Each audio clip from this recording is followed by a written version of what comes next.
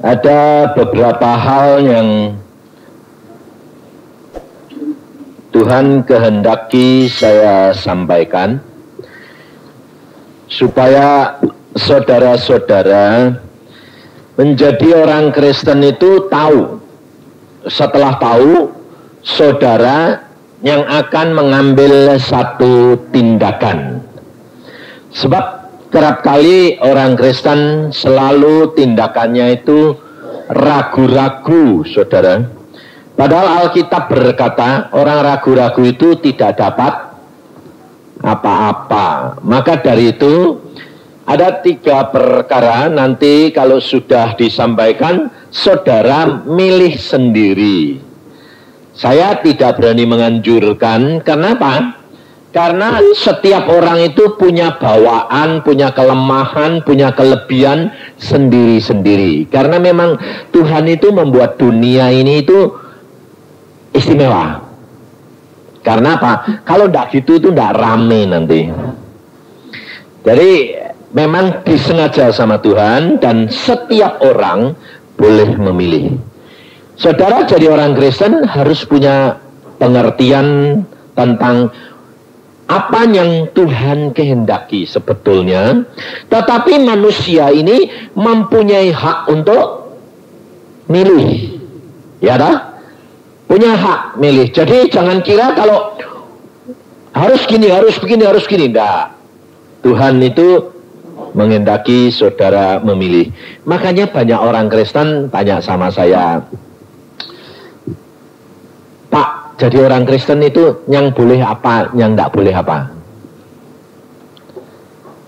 Saudara kerap kali ada timbul tanyaan itu tidak? Ada dah?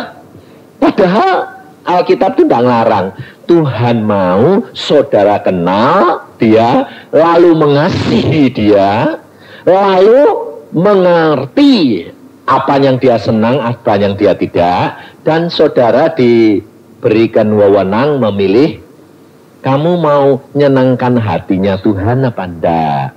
Kalau saudara senang seseorang, kira-kira saudara mau melakukan yang dia senang atau yang dia tidak senang? Ya dah? Yang dia senang aku mau lakukan. Nah, itu yang Tuhan mau. Bukan, ini tidak boleh, ini boleh. Tidak. Saudara dengan rela melakukan apa yang Allah senang. Nah, itu. Nah, kemudian yang pertama, saudara, kita harus mengerti, orang Kristen selalu bertanya-tanya, ya kita ini katanya anak Allah, tapi kok nyatanya kok kalah ya berkatnya sama orang dunia. Ayo. Selalu ini musik pikiranmu enggak? Kalau engkau usaha kok susah sekali. Orang dunia itu kok keberkatan berlimpah-limpah sih. Orang enggak kenal Allah kok malah lebih kaya raya. Nah, kalau saudara pelajari firman Tuhan, saudara tidak akan goyah dan tidak akan kecewa. Maka dari itu yang pertama kita harus belajar. Mengapa orang dunia ini diberkati, seolah-olah diberkati oleh Tuhan. Nah, kita lihat di dalam Kejadian pasal yang ke-11.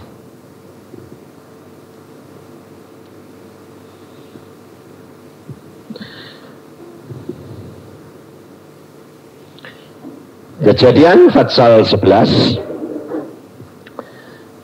Mulai ayat yang pertama kita lihat, kemudian nanti intinya adalah ayat 6. Adapun seluruh bumi satu bahasanya dan satu logatnya. Kejadian 11 ayat pertama mulai, maka berangkatlah mereka ke sebelah timur dan menjumpai tanah datar di tanah Siniar, lalu menetaplah mereka di sana. Mereka berkata seorang kepada yang lain, marilah kita membuat batu bata dan membakarnya baik-baik, lalu bata itulah dipakai mereka sebagai batu dan tergala segala sebagai tanah liat. Juga kata mereka, marilah kita dirikan bagi kita sebuah kota dengan sebuah menara yang puncaknya sampai ke langit. Dan marilah kita cari nama supaya kita jangan terserak ke seluruh bumi. Lalu turunlah Tuhan untuk melihat kota dan menara yang didirikan oleh anak-anak manusia itu. Dan ia berfirman, mereka ini satu bangsa dengan satu bahasa untuk semuanya. Ini barulah permulaan usaha mereka.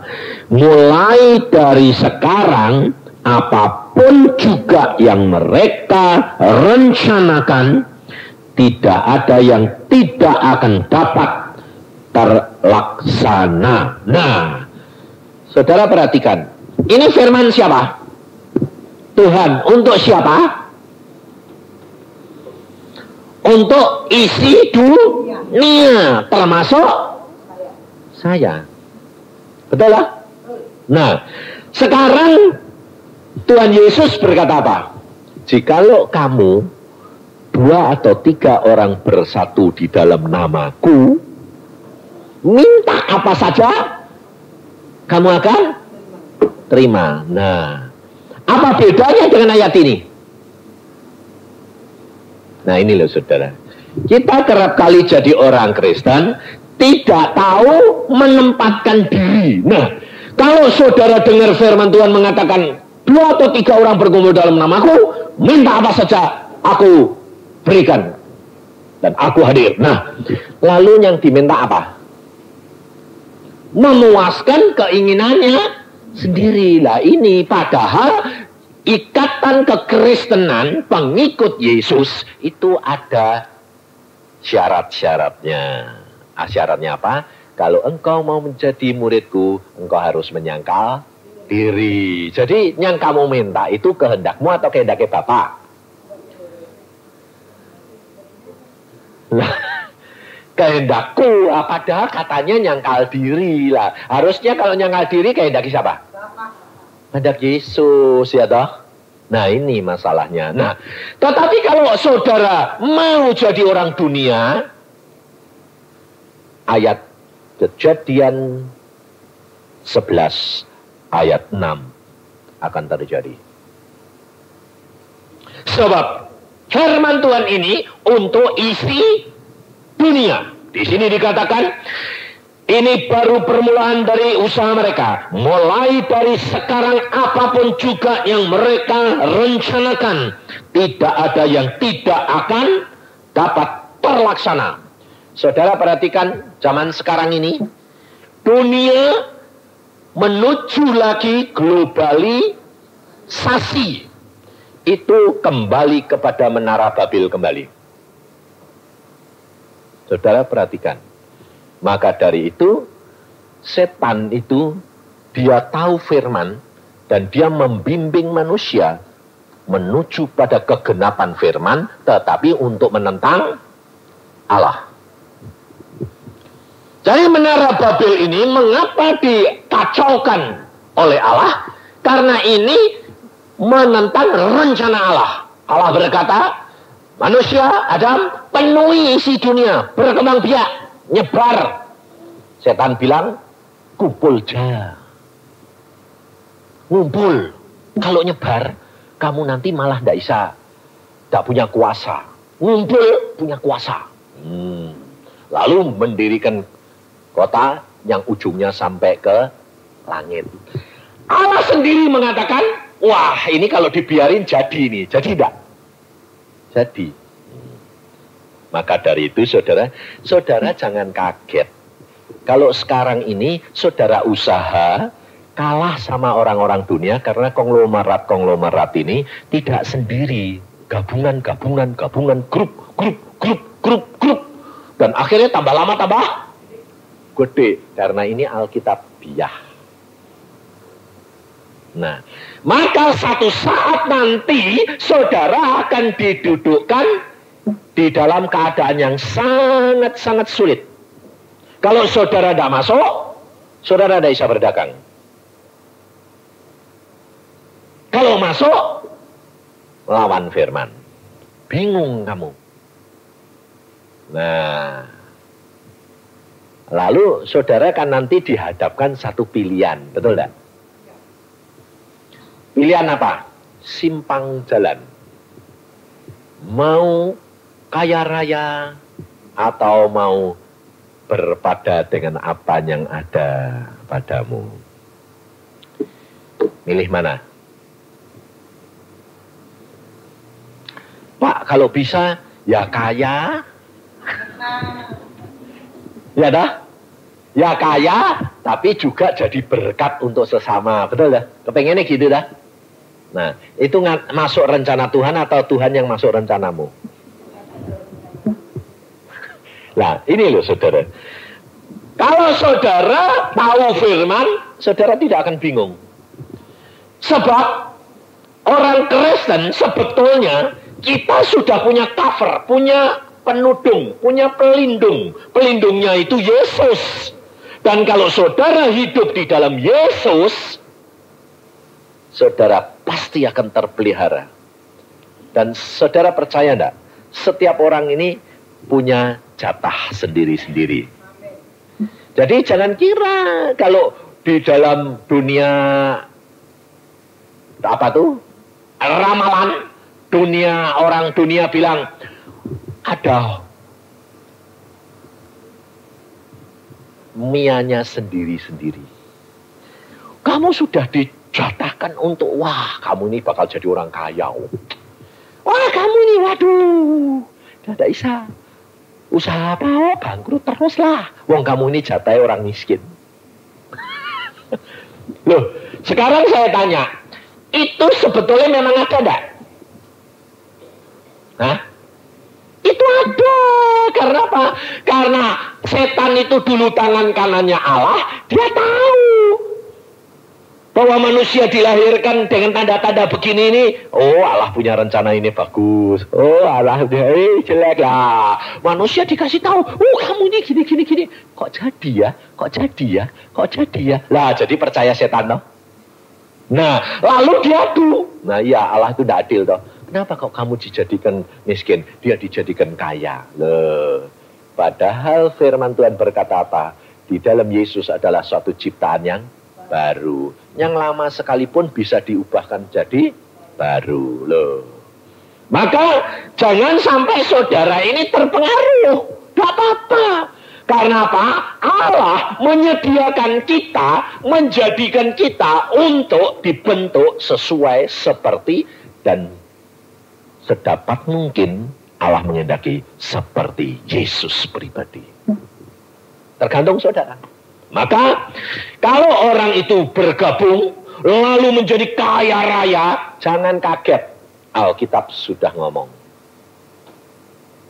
Nah, itu yang pertama. Jadi kalau saudara lihat orang dunia itu bergabung lalu tambah lama tambah kaya dengan segala macam cara, di sini sudah dikatakan apa saja yang direncanakan mereka akan terjadi, dan itu berarti mereka harus berjuang dengan segala cara, dengan tidak memasukkan Allah dalam rencana mereka. Sebab kalau Allah masuk dalam rencana mereka, tidak akan terjadi. Maka mereka cari cara bagaimana mereka memakai cara memasukkan setan menjadi teman mereka, kompanyon mereka, karena dia tahu ini semua adalah rencananya setan untuk mengacaukan rencananya Allah. Nah, kalau saudara sudah tahu gitu, Yesus berkata apa? Coba kita lihat di dalam Injil Matius.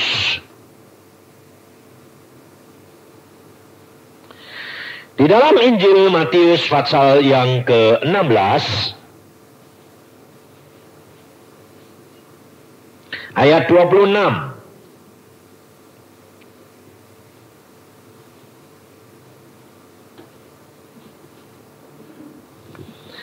Apa gunanya seorang memperoleh seluruh dunia tetapi kehilangan nyawanya?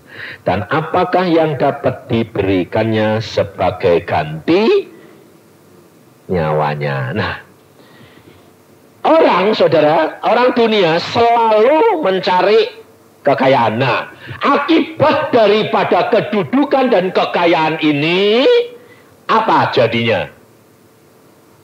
Satu, firman Tuhan berkata, mari kita lihat di dalam Timotius, 1 Timotius 1 Timotius pasal 6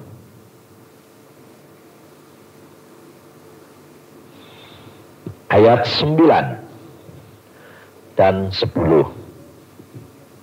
1 Timotius pasal 6 ayat 9 dan 10. Tetapi mereka yang ingin kaya terjatuh ke dalam pencobaan, ke dalam jerat dan ke dalam berbagai-bagai nafsu yang hampa dan yang mencelakakan, yang menenggelamkan manusia ke dalam keruntuhan dan kebinasaan.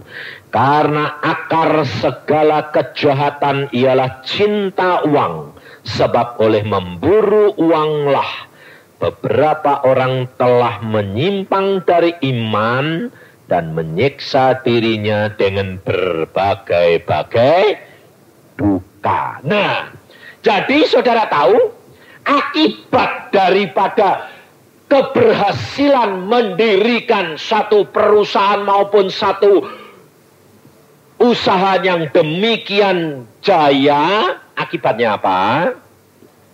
1 Timotius 6 ini ayat yang ke-9 dan ke-10 ini. Perhatikan. Nah, kalau saudara sudah tahu ayat ini, saudara akan milih keselamatan jiwa atau milih isi dunia? Kalau ditanya, mesti milihnya apa? Ya jiwa toh Pak, ya dah. Betul enggak? Tapi kenyataannya pikiranmu kepingin terus enggak? Matamu hijau terus enggak? Hah? Ibu-ibu kerap kali coba, nanti kan enggak sadar, ibu bapak. Anaknya sekolah. Lalu kalau anaknya bilang gini, buat apa?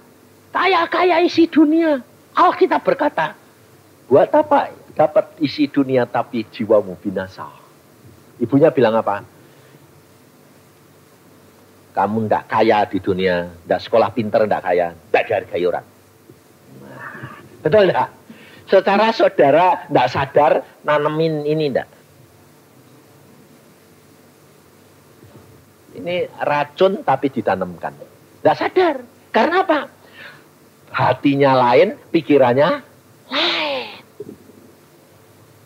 Maka dari itu saudara, saya katakan, belajar Alkitab supaya saudara itu ngerti. Dan setelah ngerti, itu ngomong sama jiwamu, pengaruhi dan katakan kepada jiwamu, supaya setiap orang menjadi pelaku firman. Milih. Makanya di dalam pengajaran-pengajaran yang saya sampaikan ini, Tuhan berkata, Tuhan, apa yang kau mau lakukan? Aku hadapkan mereka dengan ini. Mereka suruh pilih. Mau milih yang mana? Boleh, Tuhan bilang. Lah, ada orang bilang gini, Pak, saya mau kaya dulu. Setelah kaya bertobat. Padahal Alkitab sudah berkata, orang kepengen kaya masuk dalam pencobaan. Padahal Yesus ngajar kita berdoa apa? Lepaskan kami daripada pencobaan loh. Tapi saudara kepengen masuk sendiri. Nah, kalau Tuhan Yesus sudah bilang kamu harus lepas tapi kamu masuk, kamu bakal bisa keluar enggak? Tidak bisa, saudara. Maka dari itu hati-hati. Ada pengajaran. Yang penting kita masuk gereja, percaya Yesus, dibaptis, pasti selamat.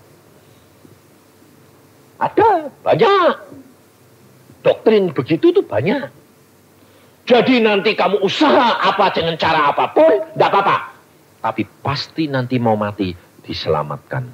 Penak toh? Penak toh? Penak. Pasti anggotanya banyak.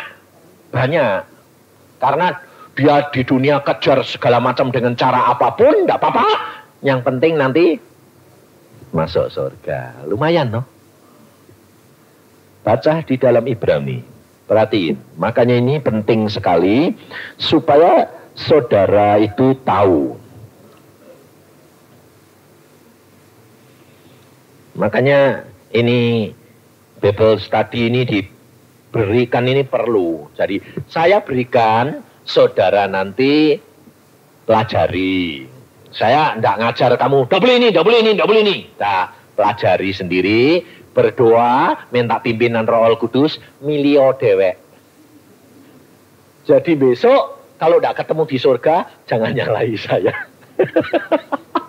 Milih dewek. Nah, di dalam Ibrani pasal yang ke-6,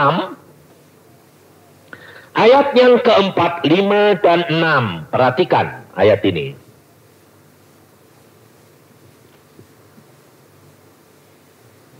Sebab mereka yang pernah diterangi hatinya, ayat 4, Ibrani 6 ayat 4, sebab mereka yang pernah diterangi hatinya, yang pernah mengecap karunia surgawi, dan yang pernah mendapat bagian dalam Roh Kudus, dan yang mengecap firman yang baik dari Allah, dan karunia-karunia dunia yang akan datang, namun yang murtad lagi, tidak mungkin dibaharui sekali lagi sedemikian hingga mereka bertobat. Sebab mereka menyalibkan lagi anak Allah bagi diri mereka dan menghinanya di muka umum.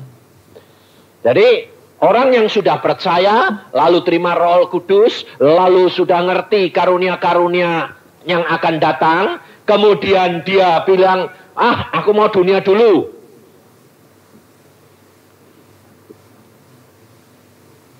Selamat dah. Alkitab berkata tidak mungkin dibarui lagi. Hati-hati, saudara. Maka dari itu kita harus benar-benar mengerti firman Tuhan. Mengapa Allah tidak memberikan kekayaan yang berlimpah-limpah luar biasa? Maka banyak orang Kristen lalu berkata apa? Orang Kristen harus bergabung, bikin bank, bikin ini. Jangan mau kalah, bersaing. Saya bilang, itu baik. Tetapi kamu akan masuk dalam pencobaan. Karena apa? Ingin kaya adalah satu jerat bagi kita. Contohnya, saudara. Orang yang tambah kaya, tambah sosial atau tambah kikir? Tambah kaya, tambah kikir, atau tambah sosial? Kenapa? Sebab butuhnya banyak, butuhnya tambah banyak, jadi kurang terus. Sudah punya toko satu, kepengen dua, utang lagi dah. Utang, kurangnya banyak dah. Dua jalan, tiga. Utang lagi. Akhirnya hatinya diberikan uang atau diberikan Tuhan? Uang, sibuk. Hanyut. Tidak tahu. Nah, Tuhan Yesus tahu bahwa saudara dan saya punya kelemahan ke situ dah. Siapa yang bilang, aku tidak butuh duit, Pak? Tidak ada, saudara. Munafik. Semua orang manusia di dalam dunia butuh. Sebab dunia membutuhkan duit. Nah, maka dari itu, engkau perhatikan. Kalau saudara sudah mengambil langkah sekarang, oke Tuhan, aku memilih mengikut Engkau. Nah, karena aku sudah mengenal kasih-Mu. Yesus, Engkau dari Raja turun ke dalam dunia menjadi manusia untuk menyelamatkan aku. Nah, kalau kau sudah mengambil keputusan itu, lalu sekarang pilih jalannya. Ada dua jalan juga. Pilih dewek. Kau sudah masuk, sekarang menjadi orang Kristen. Oke, baik. Orang Kristen, firman Tuhan berkata, berpada dengan apa yang ada padamu. Nah, kenapa Tuhan mengatakan perkara itu? Sebab setiap orang Tuhan itu sudah lihat, Tuhan sudah ukur kemampuan mereka masing-masing. Nah, saudara ini dilahirkan punya kelemahan-kelemahan enggak? Hah? Punya? Kamu tahu enggak kelemahan-kelemahan itu? Enggak akan tahu, saudara. Anak kecil, dia punya kelemahan bahwa nanti kalau anak ini besar, wah sifatnya jelek nih. Sifat bapak ini serakahnya luar biasa ini. Tapi waktu kecil, waktu bayi enggak kelihatan toh. Waktu sudah mulai umur balita, enggak kelihatan. Belum. Halus, baik loh, nurut. Kenapa anak yang kecil dulunya nurut, gede-gedenya kok jahat luar biasa? Itu watak yang tertanam belum muncul sebelum puluhan tahun yang akan datang. Tidak tahu, saudara. Saya diajari Tuhan perkara buah mangga. Kenapa buah mangga itu kok ada yang perlu dipetik masih belum masak sekali? Kalau dibiarkan sampai masak, sampai ramun merah-merah gitu, tidak bisa dimakan. Karena apa? Dalamnya busuk semuanya. Ulatnya itu muncul kalau sudah matang. Sekarang saya tanya, buah mangga itu ulatnya itu muncul kalau sudah matang atau masih mentah? Kalau sudah matang baru muncul lah. Kalau masih mentah bisa muncul enggak? Tidak bisa toh. Nah, saudara tahu mengapa orang Kristen kerap kali masih muda Tuhan bilang, pulang nak, dipetik sama Tuhan. Saudara bilang apa? Tuhan, masih muda kok sudah pulang si Tuhan, padahal hatinya baik. Kamu protes toh? Karena apa? Karena kamu tidak tahu. Kalau ini dibiarkan sampai agak tua, matang, ulat muncul semua. Luarnya bagus, dalamnya bosok. Bisa dimakan enggak? Bisa dinikmati enggak? Tidak bisa. Nah, kalau kamu sudah tahu gini, lebih baik dipetik muda atau biarkan matang? Tahu gini Tuhan, dulu dipetik muda saja, dirujak enak. Loh, betul enggak? Loh, Tuhan suka enggak?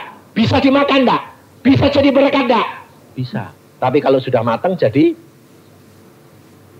sampah. Saudara tahu? Kalau saudara tahu ini, saudara tidak akan pernah kecewa. Karena apa? Tuhan tahu yang terbaik anak. Maka dari itu Alkitab berkata apa? Ucapkan syukur dalam segala perkara. Karena Allahmu itu lebih tahu. Nah, sekarang kalau saudara sekarang masuk di dalam rencananya Allah, aku mau masuk. Ya, nah, masuk. Lalu kamu berkata, ya Tuhan, firman-Mu berkata, aku mau hidup berpada dengan apa yang ada padamu. Oke, nah, berpada ini macam-macam loh saudara.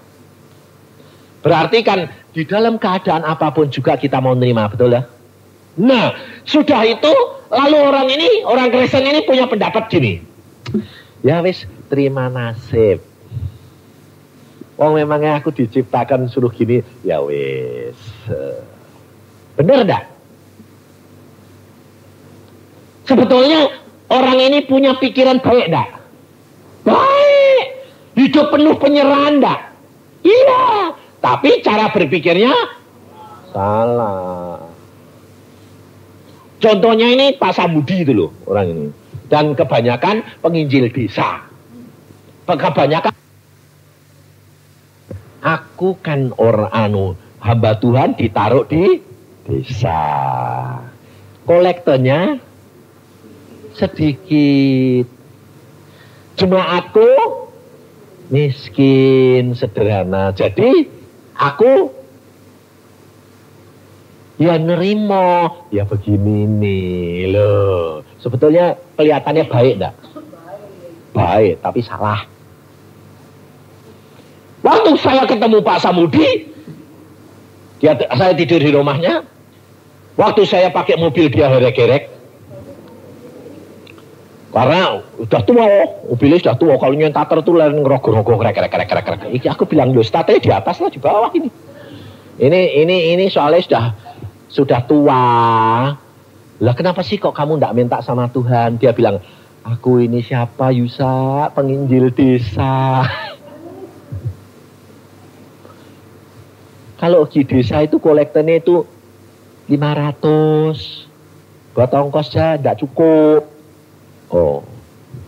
Jadi aku ini hidupnya ya wis lah, wong aku memang ditetapkan Tuhan jadi penginjil desa, ngurusi orang miskin, ya begini nih. Itu sebetulnya pikiran baik. Tapi salah. Karena membatasi kuasa Allah. Saya bilang, sebetulnya kalau kamu punya pikiran gitu itu, kamu tidak boleh tinggal di Surabaya. Harusnya tinggal di desa. Yang makannya pohon. Campur sama orang jemaat di sana. Iya toh? Loh, kamu suruh nginjil ke desa, kolektornya cuma 500, tinggalmu di Jakarta, di kota besar Surabaya. Mati kamu gepeng punya pikiran kayak begitu. Tidak pernah cukup, betul tidak? Tidak pernah cukup, saya bilang. Loh, terus bagaimana? Salah. Kalau kamu ini ditinggal di Surabaya, kebutuhanmu di kota itu banyak, tapi Tuhan berkata, kamu tugasmu di desa. Oh ya, enggak apa-apa. Enggak apa-apa. Ucap syukur, iya. Nah terus, dia ngomong sama Tuhan. Tuhan, lu kok aneh? Aku orang hidup di kota, tapi nginjili ngodeso. Padahal kebutuhanku di kota itu banyak. Iya dong?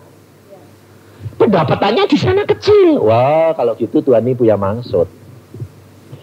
Aku harus jadi berkat untuk orang desa. Bukan malah minta. Oh gitu caranya. Iya.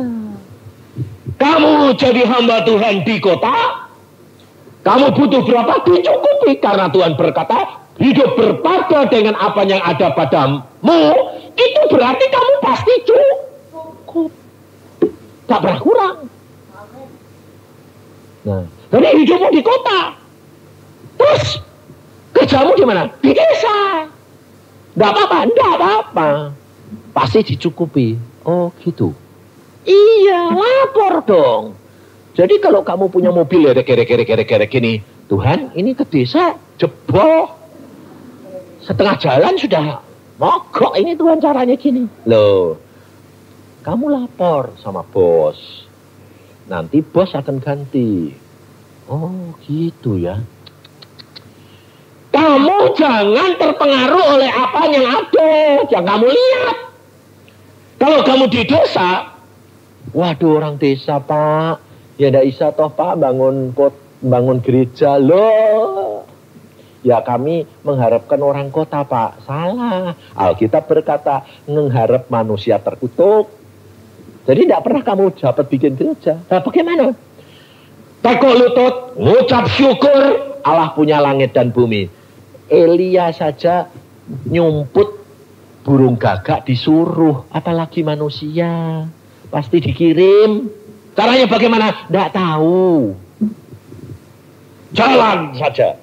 Nah, hal ini terjadi saudara di Ungaran. Nah, jemaatnya bobo orang kampung. Kemudian dia bilang, Tuhan kami mau bangun gereja. Karena ini sudah tidak cukup. Kita kontrak sekarang bikin sendiri. Mbok, ayo semua berdoa, berlutut, mengetuk pintu surga. Bagaimana caranya? Itu urusannya Tuhan. Burung gagak saja bisa diperintah, apalagi manusia. Sudah, jangan ngurusin. Saudara tahu? Jadi. Orang kota mampir. Loh, ini kok ada apa? Oh, bangun gereja. Berapa? Oh, 200. Dari mana? Oh, dari kampung-kampung. Oh. Nah, ini kok sudah dipakai? Iya, sudah berdiri. Belum ada lantainya, belum ada apa-apanya. Oh, enggak apa-apa, Tuhan tuh kaya. Ini anak Tuhan yang lewat sana. Nah, ini dia. Ada yang sponsori, Pak? Enggak ada. Yesus. Bagaimana caranya? Enggak tahu. Nah, ada orang nyeletuk. Ini sudah berdoa, suruh ngambil apa? Besi beton berapa? 12 juta. Hah? Nah terus duitnya berapa? Nggak, belum ada. Nanti kalau udah sampai bayar Pak, ya Tuhan yang malu. Nah disuruh kok. Sudah dicek, sudah. Bagaimana caranya? Sembayang, mantap semua. Ya. Ya sudah. Orang ini kok bisa punya iman kayak gitu ya? Hebat ya. Dia habis ngomong gitu, Tuhan bilang apa? Ya makanya itu aku kirim kamu. Loh, aku justru kagum Tuhan. Nah ya, kamu kagum toh? Karena kamu tidak punya iman kayak gitu toh. Nah, tapi aku memberkati kamu toh. Iya, nah ya, aku kirim kamu itu buat apa? Oh. Jadi aku yang harus bayar. Iya. Dia pulang ngirim cek. Ini Pak, orang lain melalui orang lain. Jangan ngomong dari saya. Saya itu sedang kagum-kagum kok. Ini Pak. Loh, dari mana? Orangnya enggak mau Pak. Loh kok bisa pas 12 juta? Nah itu Tuhan. Wah hebat ya Tuhan. Caranya Tuhan itu aneh-aneh enggak? Iya. Loh. Lah tapi kalau saudara orang kota jalan situ berani enggak? Ya jangan Pak, deg-degan terus, sport jantung. Nah ini loh saudara, hidup kekerasan itu harusnya memang selalu menghadapi tantangan. Tanpa angin ribut, Raja Walinya enggak. Yo terbang sih terbang. Enggak naik. Efek terus capek, saudara. Soalnya memang kenapa kalau orang Kristen itu diumpamakan Raja Wali? Saudara tahu? Mengapa? Raja Wali itu kalau terbang selalu di tempat yang tinggi. Ada tempat untuk bertengger enggak? Ada pohon-pohon enggak? Kenapa dibiarkan? Kalau kamu tidak ada angin ribut, kamu tidak akan bisa naik tambah tinggi dan mencapai sarangmu di atas gunung. Kamu akan terbang dengan sayapmu sendiri, kecapean bakal jatuh apa enggak? Tapi orang Kristen tidak nyadari, dia nyanyi terbang tinggi kayak Raja Wali, tapi jangan ada angin. Itu kamu bakal jatuh karena kamu kelelahan. Tapi kalau ada angin ribut, mulai angin datang, tambah keras, tambah tinggal puji Tuhan, tiung naik terus lo, betul lah. Jadi mulai sekarang minta angin enggak? Hah? Angin sepoi-sepoi apa angin ribut? Hah? Benar? Tak doain mau.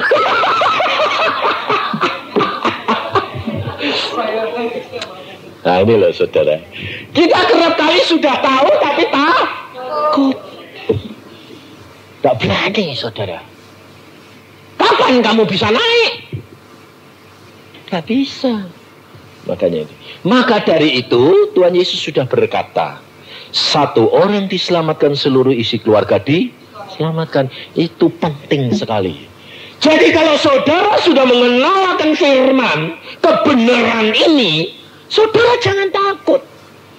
Kalau ada badai melanda keluargamu, berarti kamu yang sudah tahu harus ucap syukur. Jangan turut panik. Suamimu panik, wah ribet, gak apa-apa. Kamu mesti bisik-bisik sama anakmu.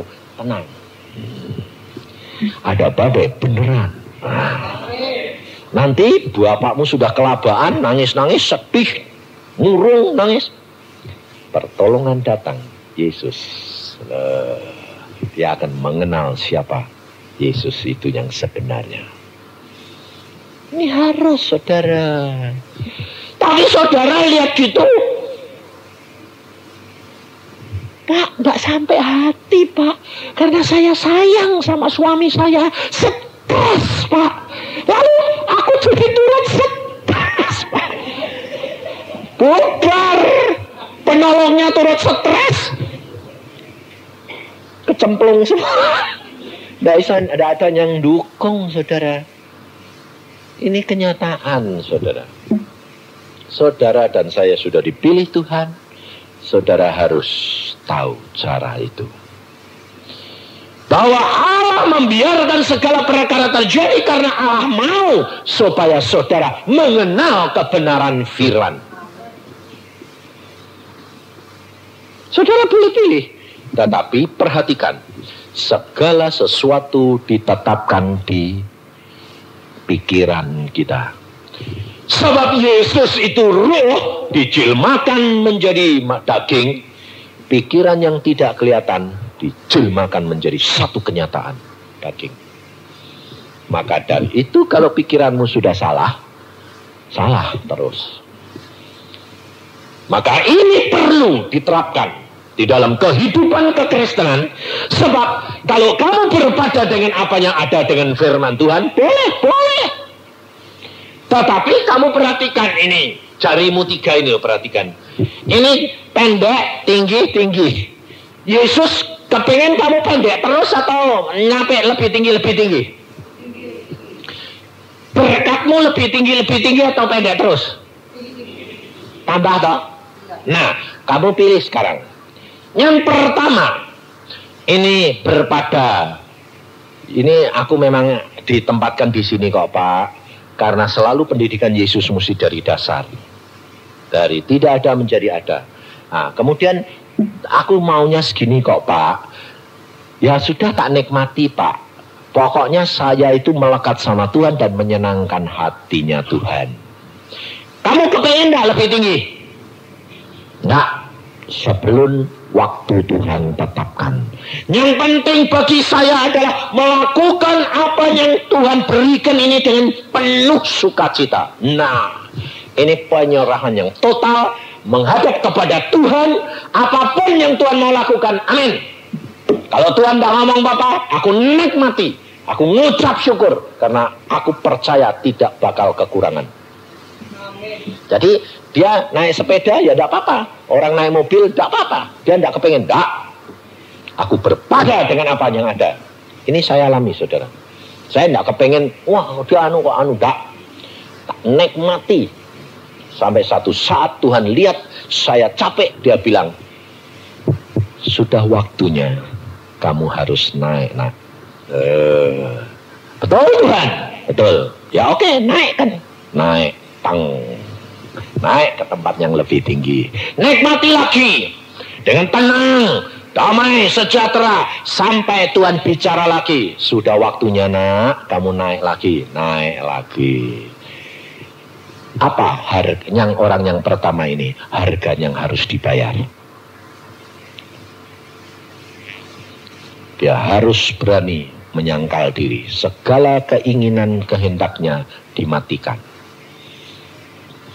Dan dia menengadah pandangannya hanya kepada Yesus. Perhatikan kehidupan Yesus. Kehidupan Tuhan Yesus tidak pernah punya ambisi sendiri. Betul tidak? Dia selalu bertanya kepada Bapa. Dia selalu bertanya. Saudara perhatikan.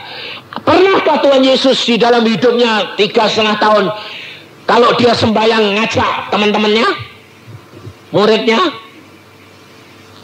Alkitab berkata apa selalu? Yesus pergi berdoa seorang diri.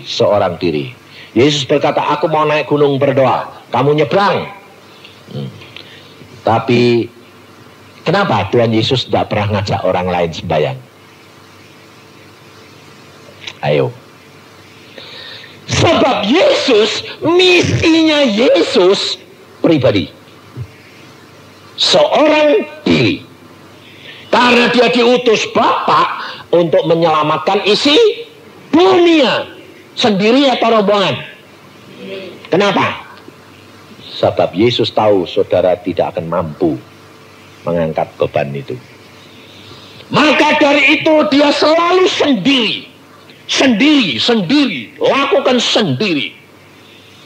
Tanya Bapa. Bapa berkata ini, oke. Saudara perhatikan coba. Yesus pada waktu dia memilih 12 murid, dia berdoa, Bapa,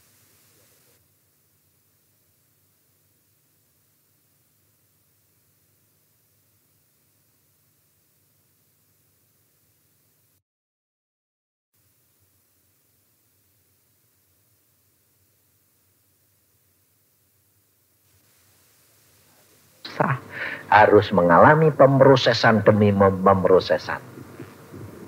Makanya saya ajar anak-anak saya nurut Tuhan dari kecil. Saya ajak belajar nurut. Saya bilang, ya. Tapi apa gampang? Enggak. Waktu kecil gampang. Karena masih takut deh bapaknya. Sudah gede nyuri. Dikasih tahu ya. Anak saya Daniel itu yang ikut sekarang ini. Ya sekarang sudah jadi hamba Tuhan. Dia gitu dulu. Dan nurut Tuhan. Ya Pak. Udah mulai ada perempuan senang sama dia. Dia mulai saya bilang, Dan sembahyang. Jodohmu enggak? Ya Pak. Loh, sudah sembahyang belum? Belum. Lah kok tambah lama tambah dekat? Penjajakan. Bayangin saudara. Saya sampai gini, terus akhirnya saya doa, Tuhan, sebelum terlambat ini jodohnya enggak? Tuhan berkata apa? Bukan. Dan bukan. Iya, memang bukan. Lah terus, kasihan. Kasihan bagaimana? Kalau bukan nolong, bukan. Gak sampai hati. Duh. Akhirnya saya ngambil keputusan. Saya panggil dua-dua. Kamu tahu enggak? Sudah sembahyang? Udah. Jodohmu enggak ini? Enggak. Dua-dua loh. Enggak. Yang perempuan bilang, tapi berilah waktu kepadaku. Bukankah Alkitab berkata, mintalah maka akan diberi kepadamu. Bayangin saya, hamba Tuhan dihadapin firman. Enggak. Lah saya lalu bilang apa? Tidak bisa. Tidak bisa ya. Saya bilang, loh Tuhan. Lalu saya bilang, yang perempuan bilang, Om, berikan waktu pada saya. Minta kepada Tuhan. Lalu saya tanya Denny, bagaimana kamu? Ya toh Pak, biar toh Pak. Oke. Saya bilang, Tuhan, dia berdasarkan firman-Mu.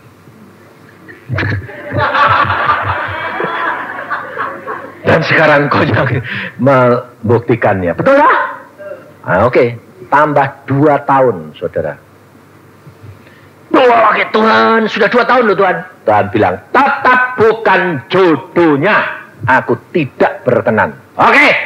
Tidak. Ya, tidak. Tapi tambah lama tambah dekat, tidak bisa pisah. Saudara tahu? Saya jengkel, saya marah. Saya sebagai orang tua saya tegas. Kalau kamu tidak nurut Tuhan, lebih baik aku tidak punya anak kamu. Aku buang kamu. Saya langsung saya lapor Tuhan. Tuhan, daripada anakku tidak nurut engkau, aku mengasihi dia lebih daripadamu, tidak layak menjadi hambamu. Aku lebih baik tidak punya anak dia. Saya panggil. Kalau kamu mau kawin, kawin. Tapi aku tidak akan akui kamu sebagai seorang anak. Lalu Denny berkata, aku tidak mau kawin kalau Tuhan tidak setujui saya. Akhirnya saya marah, saya hadapkan Tuhan, saya bilang, Tuhan, aku mau bertindak tegas. Saudara tahu, Tuhan bilang apa? Itu anakmu atau anakku yang tak titipin kamu? Wah, bingung lah. Aku bilang, anakmu. Lah, kamu mengasihi dia sama aku mengasihi dia. Mengasihi mana? Engkau mengasihi dia lebih. Ya. Nah, kalau kamu sudah tahu gitu, kenapa kamu tidak serahkan aku? Ayo sudah. Nah terus aku tugasku apa? Sebagai orang tua, berdoa. Dan biarkan aku yang akan atur dia bertindak. Oke? Langsung saya bilang, mulai hari ini kamu berhadapan dengan Tuhan. Rasain lu. Papa berdoa, alami dewek kepeng kowe. Nah, lalu saya sembahyang, rileks. Istri saya bilang, bagaimana? Rileks saja. Nah, satu saat Tuhan berkata, nah, kamu harus berangkat ke Australia. Nah, Tuhan bilang apa? Saya harus pergi ke luar negeri, Pak. Buat apa? Suruh sekolah. Oke. Nah, terus sekolah di sini tinggal saja pergi. Nah, oke. Saya yang jadi bingung lagi. Tuhan, biayanya ngapain ini? Caraku bukan caramu. Ya sudah. Kapan berangkat? Minggu depan. Urus semua berangkat. Nah, bagaimana dengan perempuan itu? Saya bilang, wah ini orang tua ini Tuhan, tanggung jawab, betul gak? Ini bagaimana Tuhan? Masa ditinggal begitu saja? Tuhan berkata, datangi orang tuanya. Loh, bingung saya. Datangi, iya, tanyai orang tuanya. Bagaimana maunya? Wah, ya wis, saya sih nurut istri. Ayo ikut, datang, nama. Nanyain, ya, kenapa? Lah dek sana bilang, ya dikawinin dulu, lah kan bubar. Nah saya bilang, nggak tahu, itu resiko. Ya dah, ya sudah datang. Dak. Anak saya mau ke Australia minggu depan. Bagaimana saudara, hubungannya dua anak ini sudah dekat, pacarannya sudah 4 tahun. Bagaimana saya sebagai orang laki, yang pihak laki kan harus tanggung jawab. Ya toh, logis toh. Apalagi orang Kristen, hamba Tuhan lagi. Bapak ibunya ngomongnya bilang, wah bagus sekali. Saya cuma panen. Bagus sekali. Itu yang saya tunggu-tunggu. Nah, maksud saudara, jadi mulai hari ini hubungannya putus. Putus. Sebab saya tuh tidak seneng tuh. Saya bilang, aduh Tuhan, luar biasa Allah. Yang mutusi sana bukan sini. Loh, kalau saya yang mutusi egois, betul tidak? Wong saya pihak laki. Orang tuanya bilang, mulai hari ini selesai, jangan hubungan lagi. Tidak ada kontak hubungan lagi. Bukan pacar lagi, teman biasa. Langsung anak-anaknya saya bilang, dengar? Putusan orang tuamu, dengar? Jelas? Mulai hari ini bebas. Berangkat nak, berangkat. 1,5 tahun di sana. Nakal lagi. Pulang-pulang dia bilang gini, Pak, kalau itu bagaimana?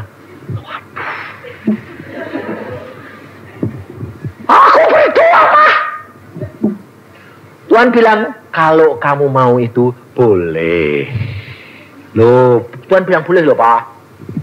Aku bilang, kehendak Tuhan atau seizin? Wah, lah itu belum tak tanya ke. Wong papa tanya, Tuhan itu kehendakmu?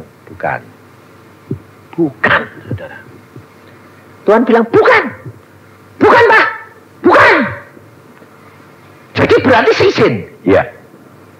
Kalau kamu paksa, kalau yang ini boleh. Karena dia anak Tuhan yang baik. Orang tuanya juga anak Tuhan yang baik. Tuhan bilang, boleh. Kalau kamu mau. Tapi, itu bukan yang utama. Yang utama yang mana? Doa, puasa, tanya kehendak Tuhan. Sangkal diri, hapus semua keinginanmu. Baru tadi Tuhan mau menyatakan. Saudara tahu? Ini kehidupan kekristenan. Setelah dia seminggu berdoa, Tuhan bilang, itu. Siapa Tuhan? Itu. Aduh Tuhan. Wah senang, bukan seleraku, gak cocok. Belum pernah masuk. Kamu mau nurut aku atau menurut kehendakmu? Duh, kepengennya nurut Tuhan. Ayo, sekarang pilih. Ya sudah nurut Tuhan. Terima? Terima. Untuk mengalahkan keakuannya, 4 hari turun 4 kilo. 4 hari 4 kilo, jadi peperangan terus melosot. Keluar-keluar, loh kenapa kok jadi kurus? Nah ya ini 4 kilo pas sehari kok sekilo. Kenapa? Peperangan batin.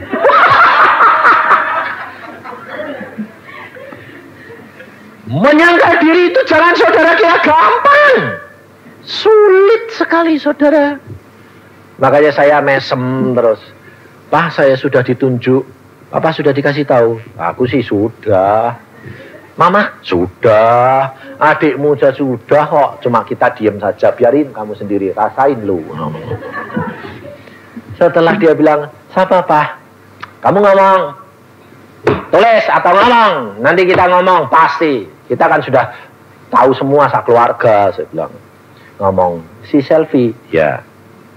Ayah Pak, kok dikasih itu sih Pak? Itu yang terbaik. Nah, ya sudah, terima. Cara tahu. Lalu pada waktu itu saya bilang, jangan cepat-cepat.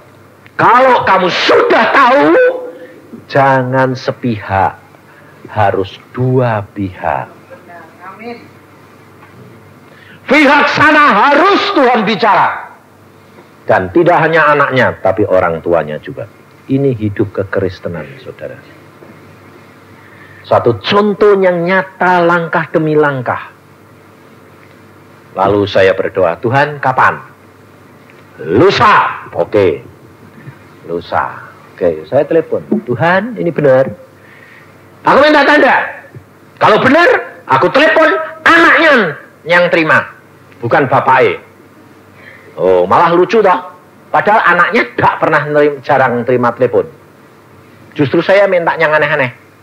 Saya telepon, celeng. Anaknya, kenapa kok kamu bisa terima telepon? Lah semua sembayang kok om yang lain. Nah, kamu sudah selesai. Langsung saya tembak. Kamu tahu enggak jodohmu siapa? Tak tembak langsung. Dia bilang, tahu. Siapa? Anaknya om. Kaget aku. Kamu sudah ngasih tahu orang tuamu? Enggak. Malu om. Waduh. Papamu sudah tahu belum? Mungkin sudah tahu. Tapi ya enggak pernah ngomong tuh. Sebab ada orang senang sama saya, papa enggak setuju. Papa bilang, bukan itu. Berarti papa sudah tahu ini. Papa bilang, bukan itu. Namanya sama, tapi bukan. Namanya ya Daniel, orang yang senang dia. Bukan itu. Nah, papamu mana? Nah itu om, baru keluar. Panggil. Saya bilang, Dad, 'To the point. Oh ya Pak, ada apa Pak? Kamu tahu enggak jodoh anakmu perempuan itu? Tahu? Siapa? Anakmu. Istrimu? Tahu, anakmu. Oh ya sudah, kamu setuju enggak? Setuju. Kamu tahu enggak dia pacaran sama perempuan lain itu 4 tahun? Tahu. Kamu tahu enggak nakalnya Denny? Tahu. Kamu mau terima adanya? Mau apa adanya? Iya, wong emangnya Tuhan yang nyuruh. Oke, terima, terima. Jadi besok berkati. Ya. Nggak ada cara lamar-lamaran, saudara tahu. Ini ternyata kok disediain semua. Cuma sekarang yang menjadi masalah buat kita, timingnya tepat atau enggak. Kalau timingnya enggak tepat, piye? Kacau, bubar. Maka dari itu, buah roh itu adalah sabar. Loh, menantikan waktu dan saatnya Tuhan. Berani bayar harganya? Hah? Nggak dicap orang aneh? Tata kerama nggak ada? Anak perempuannya dilamar nggak? Tanya langsung, ditelepon lagi. Kalau Tuhan yang ngatur semuanya luar biasa, damai sejahtera. Dan setelah itu dia bilang, sekarang kamu saling mengasihi. Dua-dua saya tanya saudara, kamu pernah bisa sayang enggak? Walah, belum pernah ketemu. Ya sudah mulai nih, mulai. Waktu kami berkati saudara, dua-dua. Dia berkata apa? Kasih Tuhan itu mengalir. Kita mulai saling bisa mengasihi. Mengasihi loh saudara. Luar biasa kalau dari Allah. Karena apa? Bukan aku, tapi Allah yang mengerjakan di dalam aku. Ini hidup kekristenan, saudara. Tidak terima nasib, tetapi mengerti akan kehendak Tuhan. Terima apa adanya, berpada dengan apa yang ada. Terima. Tapi kita tahu apa kehendak Tuhan di dalam hidup kita. Kita lakukan bagian kita, Allah melakukan bagiannya. Maka luar biasa Allah itu.